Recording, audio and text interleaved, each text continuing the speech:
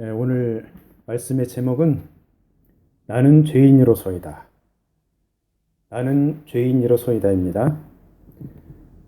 2017년 된 지가 엊그제 같은데 벌써 3월 마지막 주일입니다. 사순절 넷째 주일이기도 하죠. 오늘 본문의 내용은 우리가 다 잘 알고 있습니다. 바리새인과 세리의 기도에 관한 것이죠. 본문을 읽고 묵상할수록 현대 교회의 교인들이 바리새인들과 비교했을 때 종교적 행위로는 나은 점이 전혀 없다, 이런 것을 발견하게 됩니다. 자, 기도와 구제, 금식, 이 모든 면에서 현대 교인들과 바리새인들을 비교해 보세요. 바리새인들이 월등히 열심히 합니다. 우리는 따라갈 수가 없습니다. 그래서 이렇게 종교적인 모습으로만 놓고 볼 때는 때로는 낙심할 때도 있습니다. 나는 왜 기도 생활이 이렇게 약할까?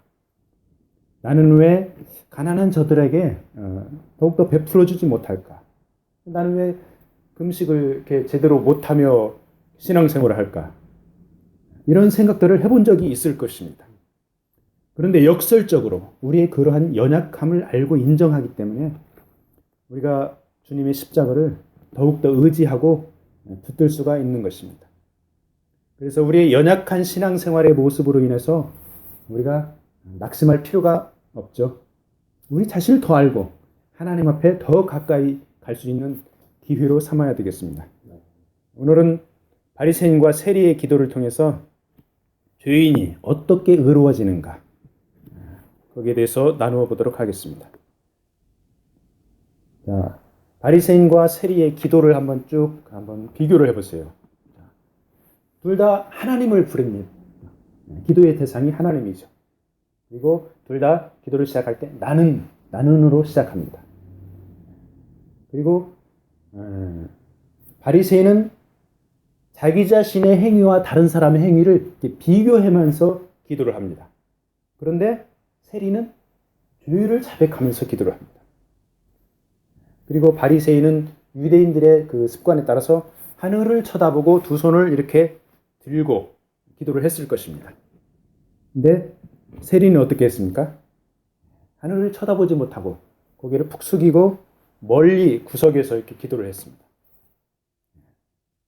이 바리새인의 기도를 보면은 과연 바리새인이 인격적으로 하나님을 알았을까? 이런 의문이 듭니다. 그리고 세리의 기도를 보면은 세리는 죄를 용서해 주시는 그 하나님, 기도의 대상, 하나님을 정확히 인식하고 기도를 했을 것이다, 이런 생각이 들죠.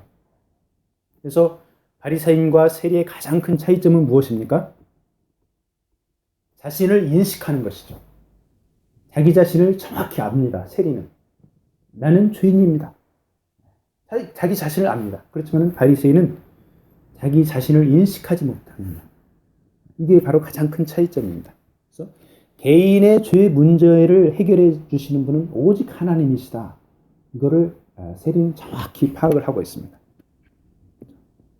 예수님께서는 자기 자신의 조상, 자기 자신의 태도, 자기 자신의 행동의 근거에서 자신이 하나님과 바른 관계에 있다고 생각하는 이 유대인들에게 말씀을 하고 계시죠. 그 당시 유대인들의 그 상태가 기도, 구제, 금식, 이런 세 가지가 개인에게 의로움, righteousness를 가져다 준다, 이런 인식이 팽배해 있었습니다. 그래서 이 비유는 예수님께서 비유를 말씀하시는데, 겉으로는 하나님을 믿고 존경한다고 하지만 실제로는 자기 자신의 선함과 행위를 신뢰하는 자들에게 대한 그런 말씀이죠. 이 유대인들 어떻습니까? 행위, 구제, 금식, 기도, 그 다음에 전통, 행위를 준수함에 있어서 하나님께서 충분히 보상을 줄 것이다. 유대인들은 이러한 의로운 행위에 대한 기대감을 가지고 있습니다. 그런데 자기를 의롭다고 여기는 이런 종교적인 사람들에게 가장 위험한 죄가 바로 이런 자기 자신을 의롭다고 여기는 것이죠. 엄청나게 위험합니다. 자기 자신을 의롭다고 여기는, 이거는 뒤에 가서 좀 더 나눠보기로 하죠. 이렇게 판단하는 자세, 율법주의적이고 종교적인 사람들에게 나타나는 주요 문제, 이게 바로 판단하는 자세죠. 하나님을 안다고 말하면서 하나님께 속하였다고 말하지만 완전히 그 반대이죠. 이런 사람들로 인해서 기독교가 지탄을 받는 경우가 참 많죠. 우리 자신도 우리도 예외가 아닙니다. 우리도 그럴 때가 많습니다. 바리새인들의 관점에 의하면 다른 모든 사람들은 하나님께서 받아주실 수 없으며 하나님의 사랑을 받지 못한 자들이죠. 오직 자기 자신들만 선택받은 그런 사람들이죠. 이렇게 종교적 우월주의에 빠지니까 어떤 일을 합니까? 편 가르기를 합니다. 심각하게 편 가르기를 합니다. 그래서 저 사람들은 죄인입니다. 우리는 의인입니다. 이렇게 편을 가릅니다. 우리는 어떻습니까? 우리도 사회생활, 교회생활을 하다 보면은 우리 자신도 모르게 편 가르기를 합니다. 사람의 본성입니다. 왜 그러냐면 인간은 사회적인 동물이니까 어쩔 수 없이 편을 가르면서 살아갈 수밖에 없습니다. 그런데 편을 갈라놓고 세상 사람들은 몰라도 그리스도인이라면 편을 갈라놓고 상대방을 긍휼히 여기는 마음을 가져야 됩니다. 상대방을 용납하는 마음을 가져야 됩니다. 섬기고 품고 기도를 해줘야 됩니다. 그런데 바리새인은 어떻습니까? 편 가르기를 하고 나서 상대방을 멸시합니다. 업신여깁니다. 우리 자신들한테도 그런 모습들이 있을 것입니다. 그러면은 이렇게 상대방을 멸시하고 업신여기면은 주님의 제자라고 볼 수가 없죠. 주님의 제자가 되는 과정에서 어린아이 신앙의 상태에서도 그럴 수가 있습니다. 그렇지만은 이렇게 편가르기를 해가지고 상대방을 용납하지 못하고 품지 못하고 업신여기면은 그냥 종교인으로밖에 볼 수가 없습니다. 바리새인들이 성전에서 편가르기를 했죠. 하나님의 성전, 하나님 앞에 기도하고 제사 드리는 성전에서 편가르기를 했습니다. 이런 바리새인들을 우리가 참 손가락질을 합니다. 저렇게 하면 안 돼, 저렇게 하면 안 돼. 하지만 사실은 이렇게 손가락질 하기 전에 우리가 먼저 연약한 지체들을 포용하고 용납할 수 있어야 되겠습니다. 자, 기도하러 성전에 올라갔죠. 그 1세기의 유대교에서는 하루에 3번 기도하는 시간을 가졌습니다. 오전 9시, 오후 3시. 성전에서 매일 드리는 제사 시간이었죠. 이때 기도합니다. 그리고 예루살렘에 있는 종교 지도자들은 거기에다가 낮 12시를 매일 기도 드리는 시간으로 이렇게 추가를 시켰습니다. 그래서 이제 하루에 3번이 되는 거죠. 그래서 본문에 나오는 시간은 아마도 오전 9시나 오후 3시였을 것입니다.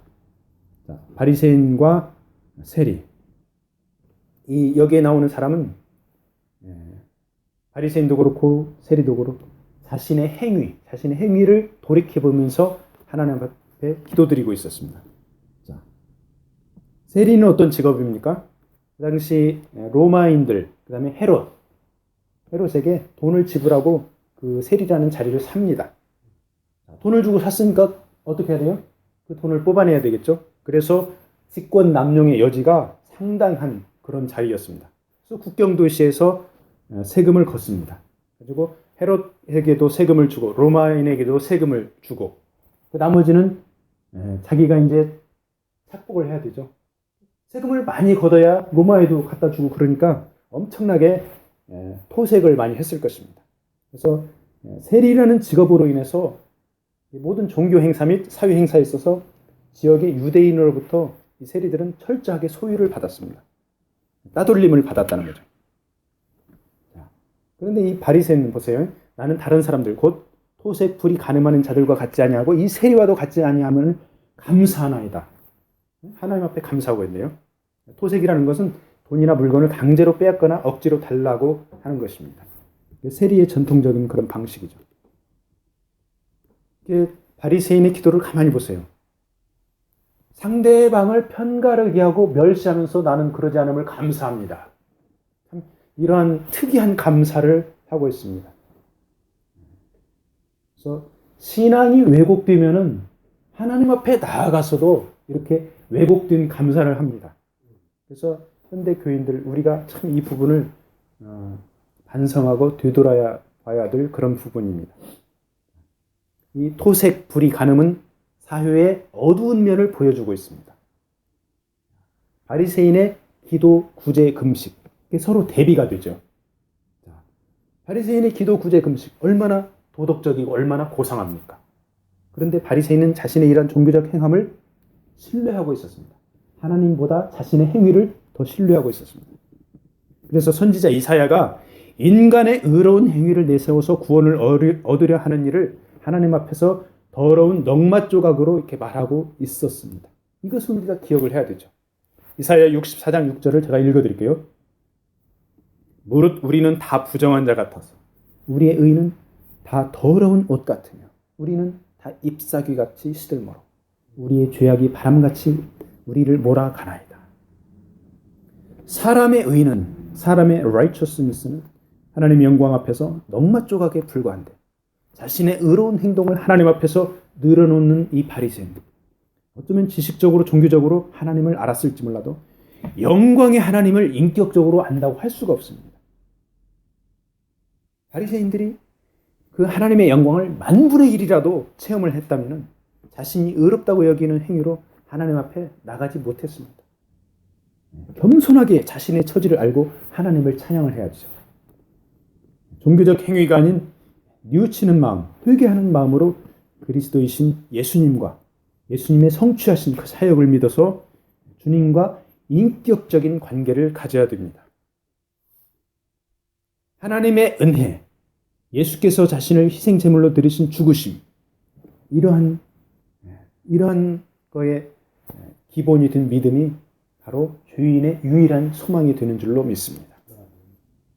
바리새인이 계속 기도하고 있습니다. 하나님, 나는 일에 2번씩 금식합니다. 하나님, 저는 일주일에 2번을 금식해요. 예수님 당시 바리새인들은 모세가 시내산에 올라가서 하나님께로부터 율법을 받고 내려옴을 기념해서 월요일과 목요일에 금식을 행했습니다. 거기에다가 또 구약에서 요구하는 1년에 한 번 속주일에 금식하라, 이런 규정이 있었습니다. 그래서 속주일에도 금식을 합니다. 그래서 일주일에 2번 행하는 금식은 전통으로 발전을 시켜가지고 더 금식을 하는 거죠. 그래서 금식이 의무적인 일로 바뀌어버렸습니다. 그래서 영적인 가치를 잃어버리고 그 자체에 관심을 집중을 시키는 결과를 낳았습니다. 금식의 목적이 뭡니까? 하나님과 더 가까이, 하나님과 더욱더 친밀하게 되는 게 금식의 목적입니다. 그래서 하나님의 인도하심을 받는 게 금식의 목적이죠. 자신의 영성을 드러내는 게 금식의 목적이 아닙니다. 나는 40일 금식했어. 나는 일주일에 2번 금식해. 자신을 드러내는, 이게 금식의 목적이 아닙니다. 금식은 하나님 앞에 나아가는, 하나님과 가까이 나아가는 그런 수단입니다. 자, 바리새인이 계속 기도를 하고 있습니다. 하나님, 나는 소득의 11조를 드립니다. 자,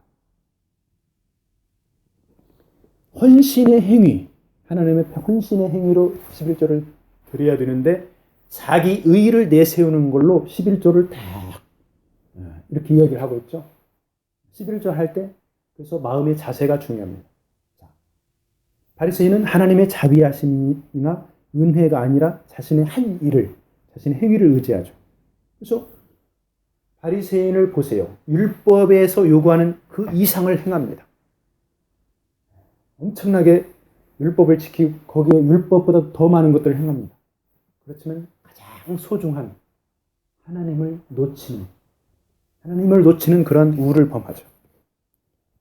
이것이 바로 자기 의를 내세우는 율법주의의 비극적인 모습입니다.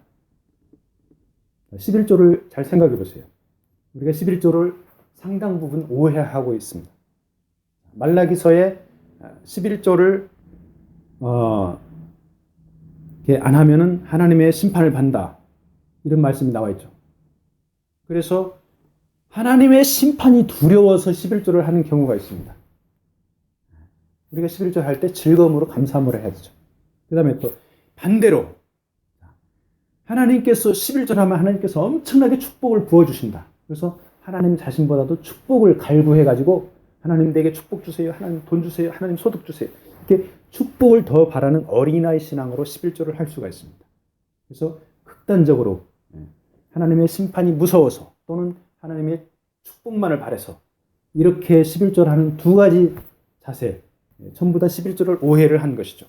진정한 11조는 하나님이 나에게 베풀어 주신 소득에 대해서 감사하면서 즐거움으로 자원해서 이렇게 11조를 드리면 이 11조가 레위인들, 지금으로 말하면 사역자들이죠. 레위인들과 가난한 자들을 위해서, 고아와 과부들을 위해서 이 11조가 쓰임을 받습니다. 이런 11조가 바로 복음적인 11조입니다. 바로 복음의 역사가 나는 그런 11조라고 할 수가 있죠. 자, 이제 세리의 기도를 보겠습니다. 세리는 멀리 서서 감히 눈을 들어 하늘을 쳐다보지도 못하고 가슴을 치면서 기도를 하죠. 멀리 서서 감히 눈을 들어 하늘을 쳐다보지도 못하고 가슴을 치며 이렇게 세 가지로 분류를 할 수가 있죠. 가슴을 치는 것은 어떻습니까? 회개함을 나타내기도 하고 마음의 불안한 상태를 나타내기도 합니다. 세리의 행동은 자기의 의를 내세우는 바리새인의 행동과 반대의 행동입니다.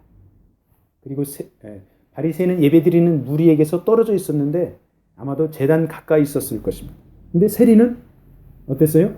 무리와 제단에서 멀리 떨어진 구석에서 서 있었죠. 우리는 기도할 때 어떻게 합니까? 보통 이 동양에서는 기도할 때 고개를 숙이고 눈을 감고 기도하죠. 이것은 우리 동양의 문화적인 전통이죠. 유대인들은 어떻게 기도했습니까? 양손을 높이 들고 눈을 떠서 하늘을 바라보면서 그런 자세를 취하면서 기도를 했습니다. 이런 기도의 자세도 중요하지만 기도의 핵심은 뭡니까? 몸의 자세, 몸의 위치 이런 것들보다도 마음의 자세가 기도의 핵심입니다. 그래서 세리처럼 통회하면서 자복하면서 자신의 죄를 고백하면서 진실하게 이렇게 기도하는 게 필요합니다. 자, 세리가 하나님 앞에 기도하죠. 하나님이여 불쌍히 여기소서. 나를 불쌍히 여기소서. 이 불쌍히라는 단어는 이스라엘의 성전 제사제도, 그 제사제도에 보면은 은혜의 보좌라는 말이 나오죠. 그다음에 속주의 장소. 그래서 은혜의 보좌와 속주의 장소가 불리는 그 용어와 관련이 있습니다.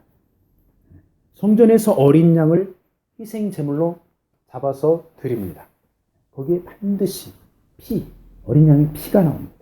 그래서 어린 양의 피 흘림으로 인해서 하나님께서 그 제사를 받으시고 죄인을 용서를 해주십니다. 세리는 자신의 가슴 속에서부터 저 어린 양의 피가 저를 위한 것이 되게 하여 주시옵소서. 이렇게 간절히 외치면서 기도를 했을 것입니다. 이 세리의 외침이 우리의 외침이 되어야 합니다. 하나님, 어린 양 예수 그리스도의 피, 그 피를 의지해서 우리가 하나님 앞에 나갑니다. 우리가 죄인입니다. 우리를 용서해 주십시오. 이런 자세로 기도를 해야 되겠습니다.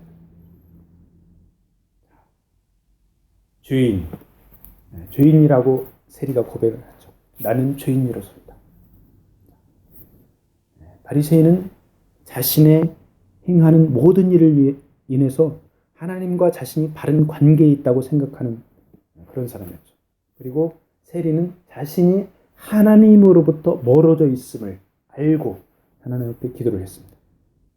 자신을 죄인으로 인정하고 고백한다는 것은 대단한 엄청난 아픔과 고통이 따릅니다. 이러한 고통을 감내하고 회개를 하면 하나님께서 받아주시고 우리 삶을 변화시켜 주십니다. 세리는 자신을 죄인이라 고백하고 하나님과 바른 관계를 가진 후에 돌아갔습니다. 근데 바리새인은 어때요? 하나님으로부터 멀리 떨어져서 집에 돌아갔습니다. 너무나도 역설적입니다. 이게 문화적으로 볼 때 충격적인 일이죠. 맨날 하나님을 부르짖고 종교생활을 하는 바리새인은 하나님과 떨어져서 집에 돌아가고, 사람들이 자타가 공인하는 죄인이라고 하는 세리는 하나님과 가까이, 하나님과 친밀한 관계를 유지하고 돌아가고, 얼마나 참 충격적인 일입니까? 우리가 매일매일 나는 죄인이로소이다 이렇게 고백을 해야 됩니다. 근데 이게 참 고통스럽고 힘이 듭니다. 그래서 우리 힘으로는 내가 죄인입니다 이렇게 인정할 수가 없습니다. 성령님의 인도하심을 받아야 돼요. 그래야 내가 죄인이라고 인정합니다. 그리고 내 삶을 바꿔가려고 노력을 합니다. 주님 다스려 주십시오. 내가 아무리 노력해도 나의 죄된 부분들을 깨뜨리기가 힘듭니다. 하나님께서 도와주셔야 나의 죄된 습관들, 그 습성들을 우리가 바뀌고 변화시킬 수가 있습니다. 이렇게 매일매일 회개하면서 기도하고 살기를 바랍니다. 자, 이 사람이 의롭다 하심을 받고 그의 집으로 내려갔느니라. 그래서 예수 믿는 사람들이 자비로운 하나님의 용서하심을 받은 상태죠. 의롭다 하심을 받는다는 거죠. 의롭다 하심을 받는 것은 하나님의 거둬주실 선물입니다. 그래서 사도 바울이 말했죠. 예수 그리스도를 믿음으로 누리는 의로움이다. 신학적인 용어로 이신칭의라고 그러죠. 이신칭의. 바리새인은 도덕적인 사람이었으나 영적으로는 어떻습니까? 잃어버린 자입니다. 그 이유는 그가 자기 자신을 신뢰하여서 자신에게 하나님의 긍휼하심과 용서가 필요하지 않다고 생각했기 때문입니다. 바로 이사야 선지자가 언급한 종교적인 유대인이죠. 근데 세리는 사회적으로 도덕적으로 잃어버린 자였지만은 주님 안에서는 새 생명을 얻은 자입니다. 그래서 예수 그리스도를 만나면은 새 생명이 되는 줄로 믿습니다. 의로움에 대해서 잠깐 나눠보도록 하겠습니다. righteousness. 자, 구약 성경에서 하나님의 성품은 공평과 정의로 설명됩니다. justice and righteousness. 자, 중동의 메소포타미아 이 강가에 자라는 그 갈대가 있죠. 이 공평과 정의가 그 갈대에서 유래됐습니다. 이 단어가. 그래서 이 갈대가 벽과 울타리가 이제 그 수평적으로 고든지 여부를 판단하는 그 건축 도구로 이 갈대를 사용을 했습니다. 그래서 하나님은 자기 자신의 성품을 나타내기 위해서 이 용어를 사용을 하셨습니다. 그래서 하나님께서는 모든 것을 평가하시는 날, 자입니다. 하나님의 의로움과 더불어 하나님께서 재판할 권리가 있으시다. 그 말씀이죠. 사람은 하나님의 형상을 따라서 창조되었습니다. 그래서 하나님과의 교제를 위해서 지음을 받았죠. 창조의 모든 것은 하나님과 인간의 상호작용에 대한 무대이고 배경입니다. 그래서 창조의 절정이 무엇입니까? 바로 사람입니다. 그래서 사람은 하나님을 알고 하나님을 사랑하고 하나님을 섬기고 교제하기를 하나님께서 원하셨습니다. 그런데 사람이 범죄함으로 말미암아 하나님과 바로 교제할 수 없는 하나님과의 관계가 깨어지는 그런 일이 일어났죠. 하나님께서 이 인간과의 망가진 교제를 회복시키기 위해서 하나님께서 약속을 주셨죠. 그래서 하나님께서 자기 자신의 뜻과 자신의 아들을 위해서 자신의 아들 예수 그리스도를 통해서 하나님의 언약, 약속을 성취해 나가십니다. 하나님과 인간과의 관계가 깨졌습니다. 인간들이 이 관계를 회복할 수 있습니까? 절대 불가능합니다. 그래서 하나님께서 주권적으로 주도권을 가지고 인간과의 관계를 회복시키는 그런 역사를 하십니다. 바로 그 일이 예수 그리스도를 통해서입니다. 예수 그리스도의 사역을 통해서 사람들을 의롭다고 선언하십니다. 이게 바로 법적인 의로움입니다. legal righteousness. 그리고 예수 그리스도를 통해서 사람들의 의를 거둬주십니다. 이게 바로 전가된 의, transferred righteousness. 그리고 나서 예수 그리스도를 사람들이 닮아라. 하나님의 형상을 회복하라. 그러기 위해서 성령의 내주하심을 사람들에게 제공하십니다. 그래서 네 번째로 에덴 동산에서의 교제를 회복하라. 이렇게 네 가지로 하나님께서 주도권적인 일을 하십니다. 하나님께서 이렇게 주도권적으로 일을 하시는데 사람이 어떻게 됩니까? 반응을 해야 됩니다. 반응이 없으면 소용이 없습니다. 반응하는 사람들에게는 하나님께서 교제를 회복시켜 주십니다. 그런데 사람은 반응하지 않는 인간들에게는 어쩔 도리가 없습니다. 왜? 인간은 자유의지를 가진 선택할 수 있는 존재거든요. 그래서 하나님께서는 선언하시고 공급하시고 이렇게 일을 하시지만은 사람 그 하나님의 주도권에 대해서 반드시 반응을 해야 됩니다. 그 첫 번째 반응이 뭐냐면 회개입니다. 그 다음에 믿음, 그 다음에 순종, 인내. 이렇게 하나님 앞에 반응을 해야 됩니다. 회개 없는 믿음은 참된 믿음이라고 할 수가 없습니다. 참된 믿음이 있으면 삶 가운데서 순종으로 나타납니다. 우리가 믿음과 순종으로 하나님 앞에 반응하며 살아갈지라도 인생은 어떻습니까? 갈등과 시험의 연속입니다. 그래서 우리는 평생을 어떻게 살아갑니까? 인내하면서 살아갑니다.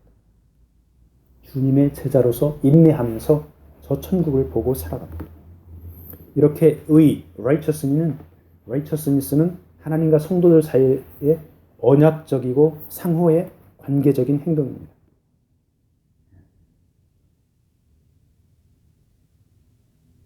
하나님의 성품, 예수님의 사역, 성령의 힘주심, 이런 기초들에 의해서 우리가 인내함으로 살아가야 되겠죠. 자, 하나님은 어떤 하나님이십니까? 여호와 하나님은 공평하시고 윤리적이고 도덕적인 하나님이십니다. 그래서 하나님은 자기 백성이 하나님의 성품을 담기를 원하셨죠. 그래서 우리 인간이 예수님을 믿음으로 새로운 피조물이 되었습니다. 바로 예수님의 복음을 통해서죠. 예수님의 복음이라는 것은 타락한 인간에게 하나님과의 교제가 회복되었다. 회복되었다는 것을 나타내 주시는 것입니다. 그래서 복음이 무엇입니까? 복음은 사람으로 오신 예수님입니다. 그 예수님은 진리이십니다. 우리가 복음 가운데 살면 우리의 삶이 변화됩니다. 우리 인생의 목적이 무엇입니까?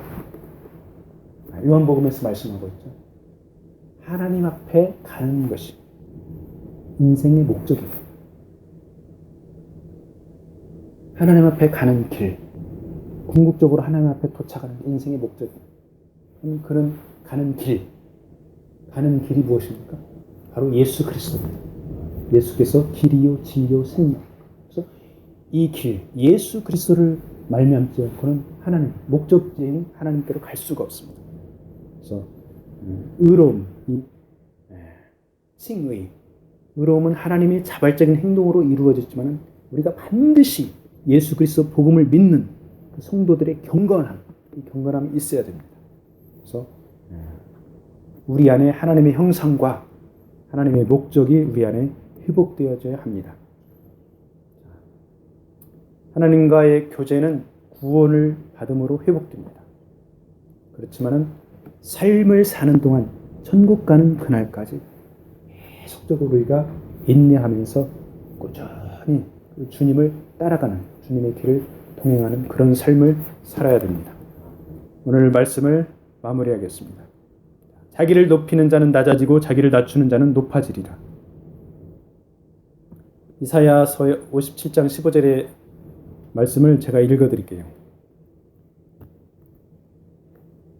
지극히 존귀하며 영원히 거하시며 거룩하다 이름하는 이가 이와 같이 말씀하시되 내가 높고 거룩한 곳에 있으며 또한 통회하고 마음이 겸손한 자와 함께 있나니 이는 겸손한 자의 영을 소생시키며 통회하는 자의 마음을 소생시키려 함이라. 하나님께서는 교만한 종교인들을 심판하십니다. 자신과 친밀한 관계에 있는 겸손한 자를 높이십니다. 세리처럼 자신의 죄를 인정하고 가슴을 치며 회개하고 불쌍히 여겨달라고 하나님 앞에 구해야 됩니다. 그리고 주님의 십자가를 바라봐야 됩니다. 그러면 하나님께서 우리를 주님의 닮은 삶으로 인도를 해주십니다. 이번 한 주간도 주님 안에서 겸손하게 회개하며 살아가기를 바랍니다. 아멘.